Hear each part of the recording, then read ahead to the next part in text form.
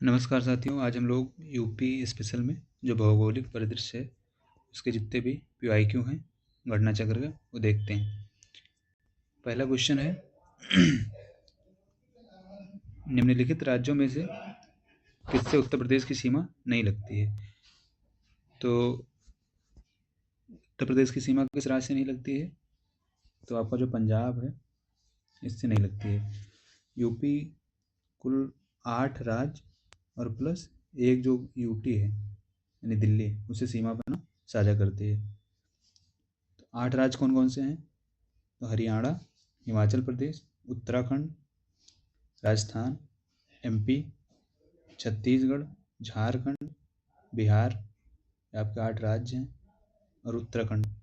और एक जो कंट्री है नेपाल उससे अपनी सीमा साझा करता है, उससे 7 जिले लगते हैं नेपाल से यूपी के। और जो दिल्ली है वो यूनियन टेरिटरी है और उससे 2 जिले आपके सीमा साझा करते हैं। अगला क्वेश्चन क्या है? उत्तर प्रदेश की सीमा रेखा भारत के कितने राज्यों से, तब राज्य जब पूछेगा तो कितने बताएंगे? 8। ठीक है, तो कितने राज्य? 8 राज्यों से सीमा साझा करती है। ठीक है, अगला क्या है? उत्तर प्रदेश का सबसे पूर्वी शहर, सबसे पूर्वी और सबसे पश्चिमी, सबसे उत्तर में कौन है, सबसे दक्षिण में कौन है? तो ये हमको याद रखना है। तो सबसे पूर्वी कौन सा है? ये कौन हो जाएगा आपका? बलिया। और जब सबसे पश्चिमी पूछेगा तो कौन हो जाएगा? शामली।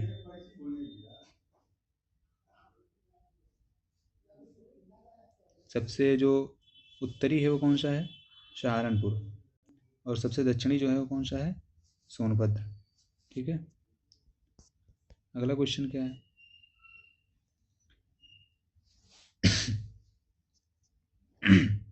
लखनऊ जिले की सीमा निम्नलिखित में से किस जिले से की सीमा को स्पर्श नहीं करती है?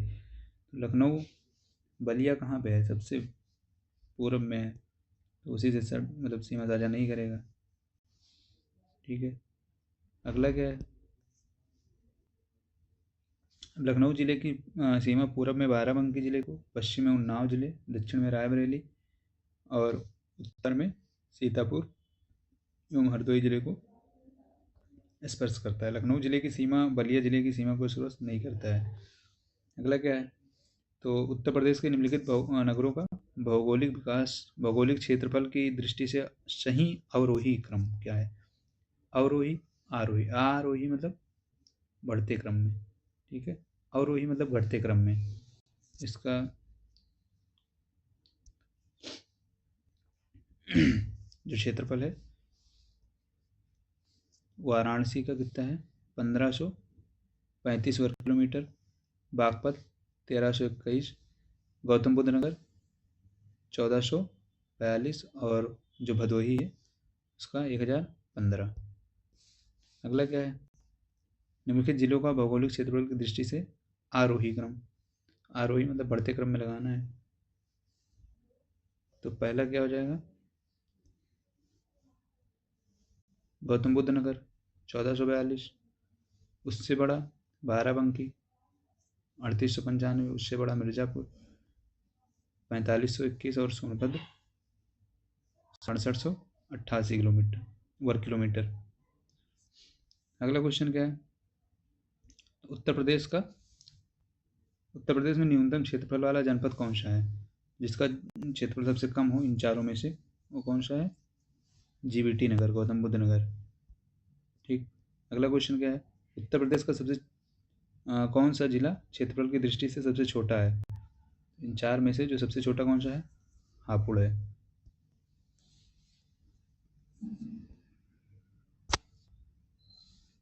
अगला क्या है? उत्तर प्रदेश के निम्नलिखित जिलों में से सर्वाधिक क्षेत्रफल किसका है? सर्वाधिक किसका है? लखीमपुर खीरी यूपी का सबसे बड़ा जिला है। अगला क्या है? फिर वही क्वेश्चन, उत्तर प्रदेश का सबसे बड़ा जिला तो कौन सा है? खीरी। अगला क्वेश्चन क्या है? निम्नलिखित जो जनपद है उनका क्षेत्रफल की दृष्टि से सबसे छोटा कौन सा है? सबसे छोटा हमको देखना है कौन सा है? वाराणसी। तो इनके चारों का क्षेत्रफल देख लो। वाराणसी का है 1535 किलोमीटर, जौनपुर 4038 किलोमीटर वर्ग किलोमीटर, इलाहाबाद जो प्रयागराज है वो 5482 वर्ग किलोमीटर, और गाजीपुर कितना 3370 वर्ग किलोमीटर है। अगला क्वेश्चन क्या है, उत्तर प्रदेश के निम्नलिखित जिलों का उत्तर से दक्षिण सही अनुक्रम लगाना है। उत्तर से दक्षिण में सही अनुक्रम लगाना है। तो सबसे उत्तर में कौन आएगा, सिद्धार्थनगर, नेपाल से सीमा साझा करता है। उसके बाद संत कबीर नगर, फिर अंबेडकर नगर और संत रविदास नगर, वर्तमान में जो भदोही है वो आएगा। अगला क्या है, कौन सा जनपद इलाहाबाद के साथ सीमा नहीं बनाता है। जौनपुर बनाता है।